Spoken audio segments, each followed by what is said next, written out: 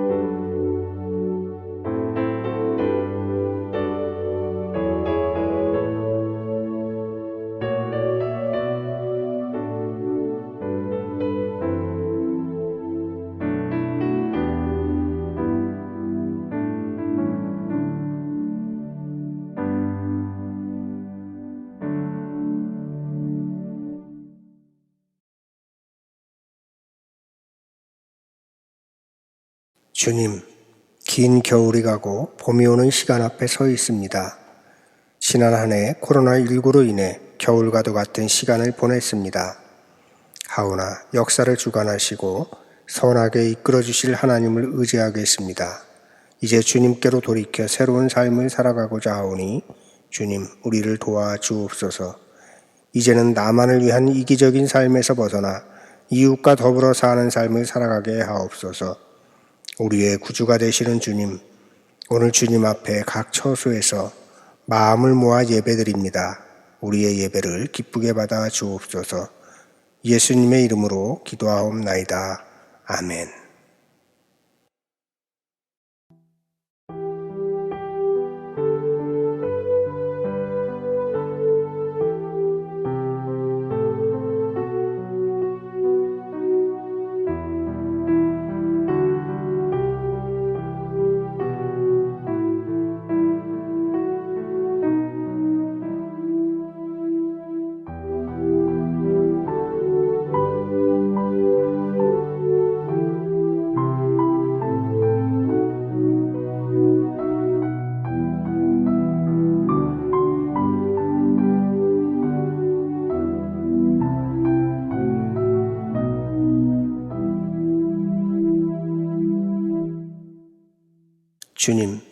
주님의 이름을 생각하셔서라도 내가 저지른 큰 죄악을 용서하여 주십시오. 시편의 말씀이 지금 이 시간 하나님 앞에서 회개 기도를 드린 우리에게 이루어지길 기원합니다. 이제 용서받은 새 사람답게 새로운 삶을 살아가시기 바랍니다.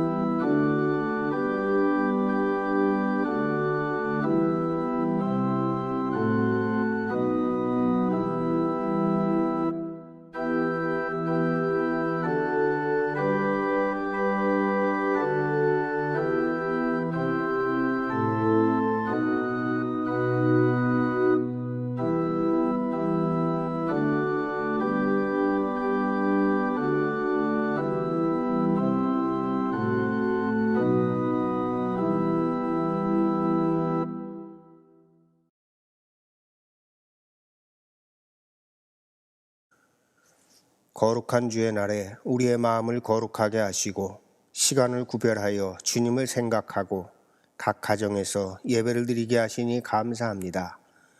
우리가 지금 이 시간을 생각하고 비대면 예배를 드릴 수 있도록 허락하심도 감사드립니다. 하나님의 자녀로 삼아주시고 또한 사명을 주시니 감사드립니다.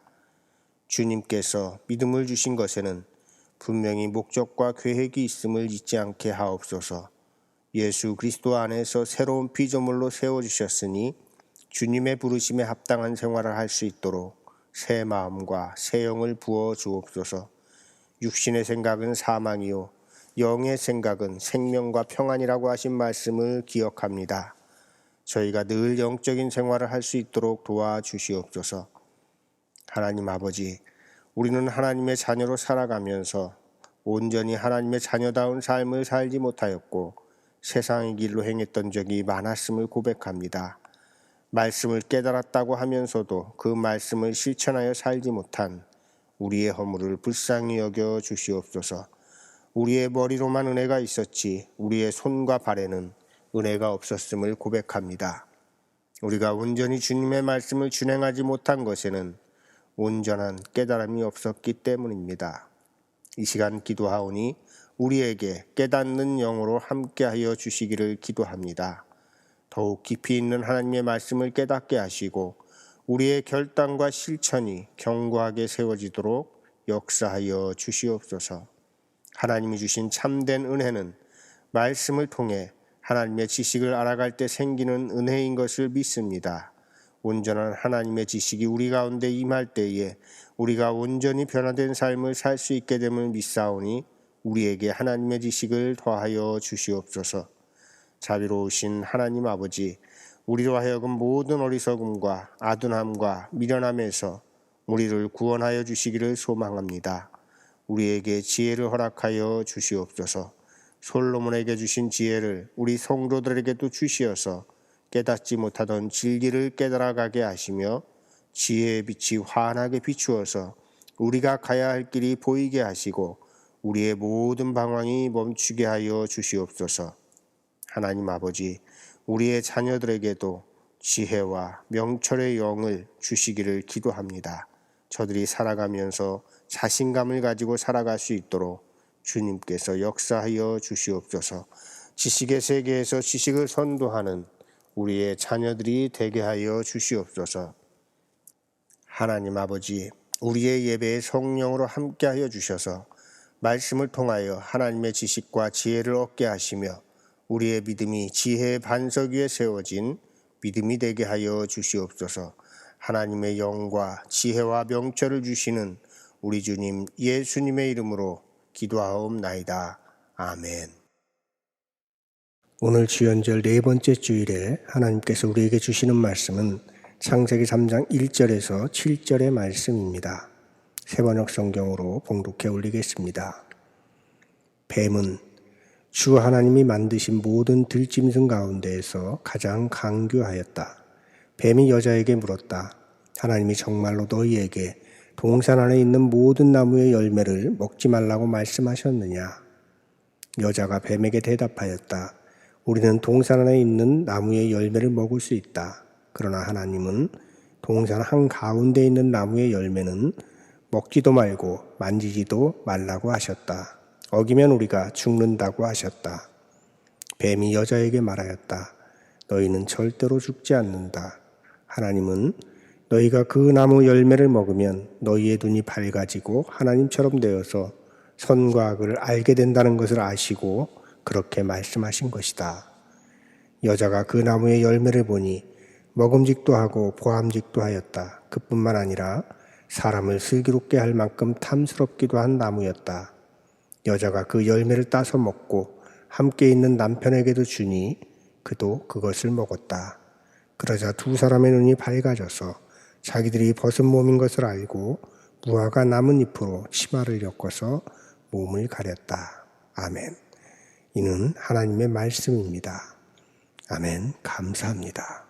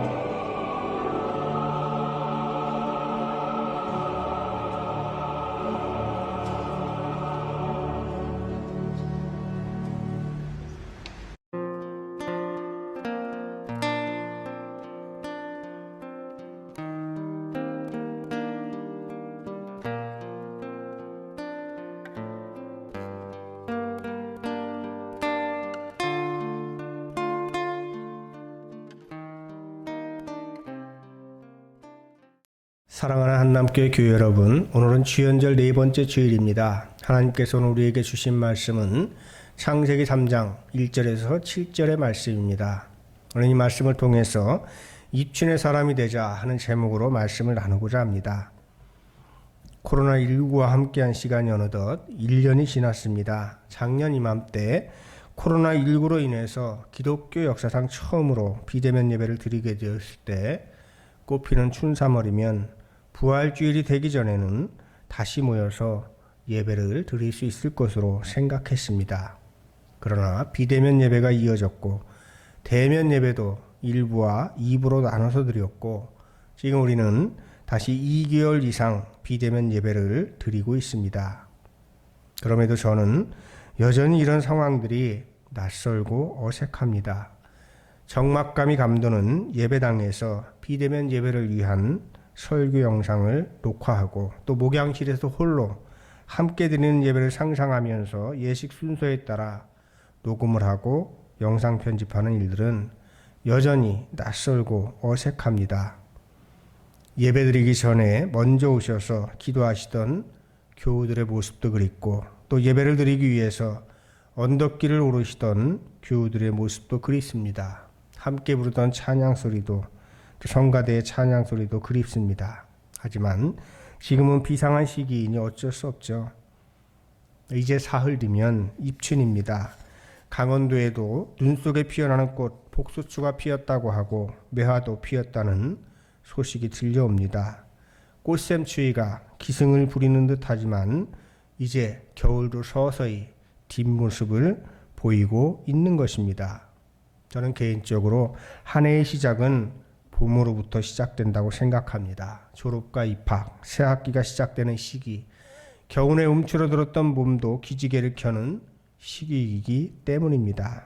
올해는 코로나19로 졸업과 입학, 새 학기 등이 실감나지 않을 수도 있겠습니다만 그래도 새롭게 명랑하게 맞이하고 보내려고 노력하시기 바랍니다. 오늘 우리는 하나님께서 아름답게 창조하신 창조세계에 죄가 슬그머니 들어오고 인류의 시조인 아담과 하와가 뱀의 유혹에 빠져든 이야기를 읽었습니다. 이 본문에 대해서 많은 분들이 안타까워하시며 아담과 하와가 죄를 짓지 않았으면 좋았을 것을, 그때 죄를 짓지 않았다면 에덴 동산에서 사망, 질병, 슬픔, 고통, 늙음과 같은 아픔도 겪지 않았을 터인데 하는 상상을 하기도 합니다. 그런 상상 끝에 인류의 시조인 아담과 하와가 죄를 범해서 우리가 원죄를 안고 살아가니 아담과 하와는 하나님의 실패작이 아닌가 의심을 하기도 하는 것입니다. 하지만 과연 그럴까요? 사실 아담과 하와의 죄 때문에 우리에게 구세주가 필요했습니다. 아담과 하와로 인해서 구세주이신 예수 그리스도를 만나는 길이 열리게 되었던 것입니다. 아담과 하와가 유혹에 빠졌기 때문에 우리 인간은 하나님의 장난감이 아니라 자신의 삶을 선택하며 살아가는 자유의지를 갖춘 존재로 창조되었음을 알게 되었던 것입니다. 게다가 죽음을 인식하며 사는 유일한 피조물이 되었고 질병과 슬픔과 고통과 늙음이라는 피할 수 없는 삶을 경험하면서 겸손하게 하나님을 의지하게 되었던 것입니다. 그러므로 에덴 동산의 이야기는 아담과 하와의 실패나 하나님의 실패에 관한 이야기가 아닙니다. 그보다는 인간의 삶에는 언제나 사탄의 유혹과 위험이 도사리고 있으며 삶이 그렇게 만만치 않다고 하는 것을 상징하는 이야기가 되겠습니다. 선악과가 그러하듯이 삶에서 완전히 나쁜 것은 없습니다. 젊은 시절 변호사였던 마하트마 간디는 유색인종에 대한 차별을 경험했기 때문에 비폭력 저항운동을 시작하게 되었고 영국으로부터 인도가 독립할 길을 열었던 것입니다. 헬렌 켈러는 시각과 청력을 잃었기 때문에 시각장애인과 청각장애인의 희망이 되었던 것입니다. 이렇게 상실과 실패는 우리의 영혼을 굳어지게 하려는 생활 방식으로부터 탈출할 기회를 제공해 주는 것입니다. 그런 점에서 실패는 또 다른 삶으로 초대하는 초대장이기도 한 것입니다. 실패나 상실은 끝이 아니라 다른 목적지로 향하게 하는 또 다른 길인 것입니다. 우리 사회의 비극은 단 한 번의 실패도 용납하지 못하는 것입니다. 정의로운 세상이란 실패한 사람들이 다시 일어설 수 있는 기회가 주어지는 세상입니다. 실패해도 괜찮아. 누구나 실패할 수 있어. 이것이 만일 꿈같이 여겨지신다면 지금 여러분이 사는 세상은 아이들 말로 좋은 세상이 아닙니다. 그리스도인들의 사명은 실패한 사람들이 다시 일어설 수 있도록 돕고 그들의 버팀목이 되어주는 것입니다. 뱀의 등장과 함께 에덴 동산의 평화가 깨집니다. 성서는 뱀이 가장 강교했다, 이렇게 이야기를 하고 있습니다. 어떤 면에서 강교합니까? 뱀은 사람의 마음의 허점을 교묘하게 파고듭니다. 마치 하와를 동정이라도 하듯이 이렇게 이야기합니다. 하나님이 정말로 너희에게 동산 안에 있는 모든 나무의 열매를 먹지 말라고 말씀하셨느냐. 유혹은 이렇게 위해주는 척, 염려하는 척 하면서 찾아오기 마련입니다. 그러나 아주 교묘한 거짓말이 숨어 있습니다. 하나님은 모든 나무의 열매를 먹지 말라고 하신 것이 아니라 선악을 알게 하는 나무의 열매만은 먹어서는 안 된다, 이렇게 말씀을 하신 것입니다. 그런데 정말로 하는 이런 교묘한 말로 포장을 하면서 설마 그럴 리가, 이런 뉘앙스로 위로하는 듯 포장을 하면서 유혹을 하고 있는 것입니다. 신천지가 외로운 영혼들을 위로하는 척 다가가는 것과 다르지 않은 모습입니다. 그러자 하와가 대답을 합니다. 우리는 동산에 있는 나무의 열매를 먹을 수 있다. 여기까지는 아무런 문제가 없습니다. 문제는 다음 말입니다. 그러나 하나님은 동산 한가운데 있는 나무의 열매는 먹지도 말고 만지지도 말라 하셨다, 이렇게 이야기를 하는 겁니다. 하와는 만지지도 말라고 하는 말을 보탬으로써 자신의 마음이 흔들리고 있다고 하는 것을 드러내고 있는 것입니다. 그것을 보고 뱀이 이 틈을 파고 드는 것입니다. 너희는 절대로 죽지 않는다. 절대로. 참으로 위험한 말이죠. 그리고 이어서 마치 자신이 하나님에 대해서 다 아는 듯이 이야기를 합니다. 창세기 3장 5절의 말씀입니다. 하나님은 너희가 그 열매를 먹으면 너희 눈이 밝아지고 하나님처럼 되어서 선과 악을 알게 된다는 것을 아시고 그렇게 말씀하신 것이다. 어떻습니까? 우리 시대의 유혹자들도 그렇지 않습니까? 마치 자신들이 하나님을 다 아는 듯이 행세하고 자신들의 생각을 절대화하고 자신들만 철저하게 신앙을 지킨다면서 대면 예배를 고집하고 이 엄중한 시기에 부흥회를 하고 기도를 합니다. 사실 다 안다고 하는 사람들처럼 무지한 사람들은 없습니다. 소크라테스는 무지의 질을 이야기했고 노자 역시도 안다고 하는 것은 아는 것이 아니다 라고 이야기를 했습니다. 우리는 하나님을 알 수 없습니다. 만일 인간의 인식 안에 들어오는 하나님, 인간이 이해할 수 있는 하나님이시라면 절대자일 수 없는 것입니다. 하나님은 신비요, 경외의 대상이요, 인간은 기껏해야 하나님의 뒷모습 혹은 옷자락만 겨우 만질 수 있을 뿐입니다. 이제 겨우 알겠습니다 하는 순간 하나님은 저 멀리에 계시는 것입니다.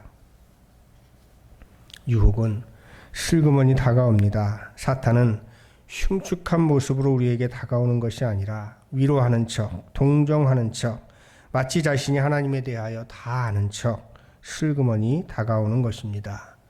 이 슬그머니는 아주 작은 것입니다. 그러나 성서는 데살로니가 5장 22절에서 이렇게 말씀을 하고 있습니다. 악은 어떤 모양이라도 버리라. 뱀은 이제 자기의 말을 마치고 하와를 떠납니다. 뱀이 떠난 다음에 하와는 눈을 들어서 그 나무의 열매를 바라봅니다. 이제는 이전과는 다른 눈으로 그 나무를 바라보게 된 것입니다. 뱀의 말을 렌즈로 삼아서 바라보니 어떻게 보였습니까? 창세기 3장 6절의 말씀입니다. 여자가 그 나무의 열매를 보니 먹음직도 하고 보암직도 하였다. 그뿐만 아니라 사람을 슬기롭게 할 만큼 탐스럽기도 한 나무였다. 그러자 하와는 열매를 따서 먹고 아담에게도 줍니다. 죄를 전염시킨 것입니다. 이것을 죄의 사회성이라고 하는데, 금지된 일을 한 사람은 본능적으로 가장 가까운 사람을 그 일에 동참시키려고 애를 쓴다고 합니다. 그래야만 죄에 대한 책임으로부터 벗어난다고 생각하기 때문이라는 것입니다. 나무의 열매를 따먹고 두 사람은 자신들의 벌거벗은 몸이 부끄러웠습니다. 숨겨야 할 일이 생긴 것입니다. 이제는 서로에 대해서도 떳떳하지 못하게 된 것입니다. 그래서 그들은 나뭇잎으로, 무화과 나뭇잎으로 옷을 만들어 있습니다. 그러나 하나님께서는 에덴 동산에서 그들을 추방시키실 때에 가죽옷을 만들어서 입혀주셨습니다. 죄를 졌지만 부끄러움을 아는 사람들에게는 하나님의 도우심이 임하시는 것입니다. 우리가 사는 이 세상에는 부끄러움을 모르는 뻔뻔한 사람들이 많습니다. 자신의 이익을 위해서 다른 이들을 수단하면서도 능력으로 생각합니다. 또 이런 세상에서 그리스도인이란 누구일까요? 하나님을 믿는다고 고백하는 사람들은 만나는 모든 사람들을 환대하고 존중하고, 이 모든 사람들이 하나님께서 창조하셨으며 아끼는 존재로 창조되었음을 인정하고 또 그렇게 여기며 살아가는 사람들이 바로 그리스도인인 것입니다. 그런데 여러분, 이렇게 삭막한 세상이지만 부끄러움을 모르는 뻔뻔한 사람들보다 그렇지 않은 사람들이 더 많다고 하는 사실을 아십니까? 세상이 온통 겨울인 것 같지만 봄꽃이 피어나고 있습니다. 봄이 와서 꽃이 피는 것이 아니라 꽃이 피니까 봄이 오는 것입니다. 저는 세상의 자극적인 뉴스를 믿지 않습니다. 뉴스에 나오지 않는, 세상의 눈에는 보이지 않는 봄꽃 같은 따스한 소식들이 더 많다고 믿습니다. 세상의 렌즈를 끼고 보면 나쁜 것만 보이고, 나쁜 것만 보게 되면 절망할 수밖에 없을 것입니다. 그러나 하나님의 말씀이라고 하는 렌즈를 끼고 세상을 바라보면 아직도 세상은 살만합니다. 에덴 동산도 실패가 아니라 구원의 역사인 것처럼 지금 우리가 비록 겨울과도 같은 시간을 보내고 있지만 겨울 속에 들어있는 봄을 보는 것입니다. 그러기 위해서 어떻게 해야 될까요? 여러분, 슬그머니 다가오는 유혹들을 물리치시기 바랍니다. 그런 삶을 추구하고 살아가고자 하는 분들이 바로 봄을 불러오는 분들인 것입니다. 사흘 후면 입춘입니다. 입춘은 봄이 선다 하는 뜻입니다. 김기성 목사의 주옥 같은 신앙 고백을 소개하면서 오늘 말씀을 마치고자 합니다. 거칠고 냉랭한 세상이지만 그 속에 온기를 불어넣는 이들, 사람들 마음속 얼음을 녹이는 봄볕이 되는 이들이 되십시오.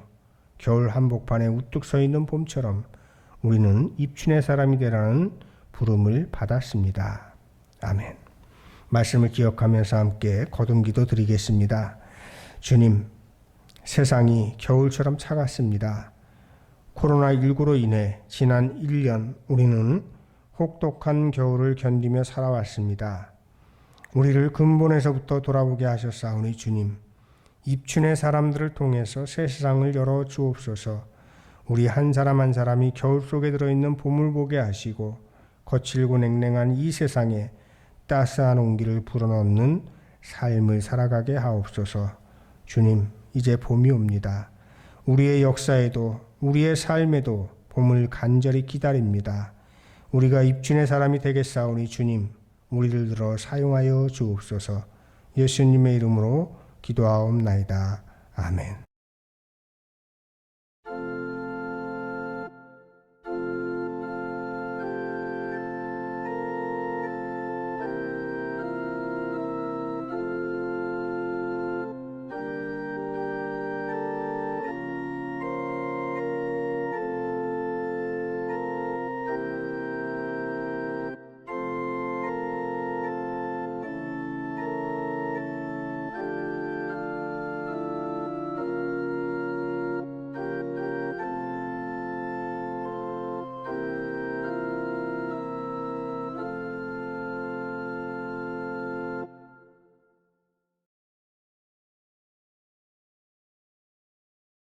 전능하사 천지를 만드신 하나님 아버지를 내가 믿사오며 그 외아들 우리 주 예수 그리스도를 믿사오니 이는 성령으로 잉태하사 동정녀 마리아에게 나시고 본디오 빌라도에게 고난을 받으사 십자가에 못 박혀 죽으시고 장사한 지 사흘 만에 죽은 자 가운데서 다시 살아나시며 하늘에 오르사 전능하신 하나님 우편에 앉아 계시다가 저리로서 산 자와 죽은 자를 심판하러 오시리라.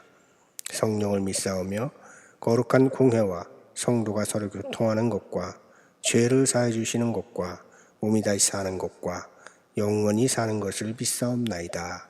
아멘.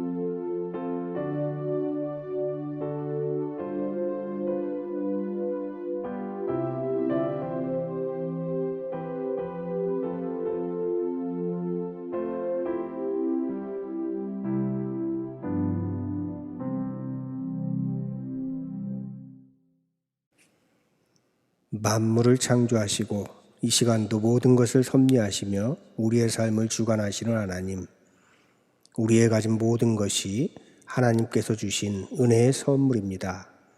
이 시간 일용할 양식과 필요한 모든 물질을 하나님께서 공급해 주심을 깨닫고 감사드리면서 성별하여 하나님 앞에 예물을 드립니다. 우리의 정성과 하나님을 향한 헌신의 뜻을 담아드리는 예물이 되게 하시고 하나님께서 기뻐 받으시는 예물이 되게 하옵소서. 예물을 드리며 마음의 소원을 담아 드리는 손길이 있습니다. 주님, 그들의 마음을 아시오니 하나님의 뜻대로 그들의 필요를 채워주시고 감사의 예물을 드리는 이들에게는 은혜를 더하셔서 감사할 조건이 넘치게 하옵소서. 여러 가지 제목으로 드리는 헌금마다 하나님께서 기쁘게 받으시기를 원합니다. 이 예물이 쓰이는 곳마다 하나님의 능력이 나타나게 하시고 사용되는 곳곳마다 하나님께 영광을 돌리는 일이 가득하게 하옵소서. 감사의 예물을 하나님께 드리며 예수님의 이름으로 기도하옵나이다. 아멘.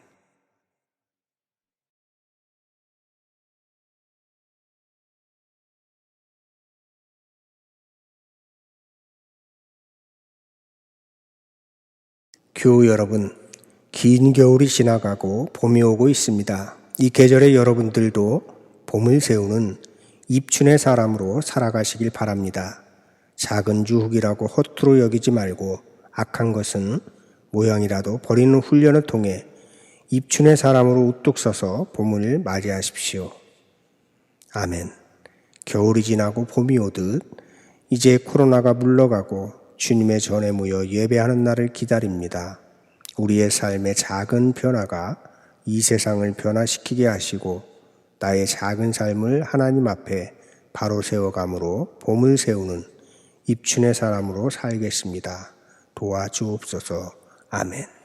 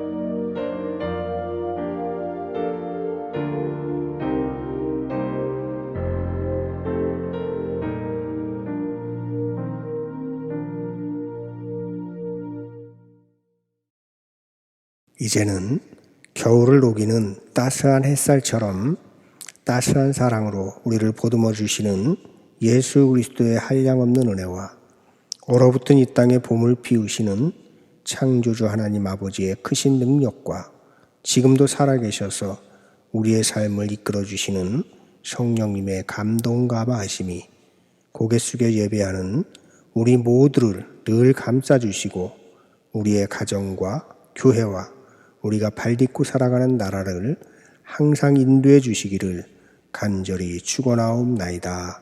아멘.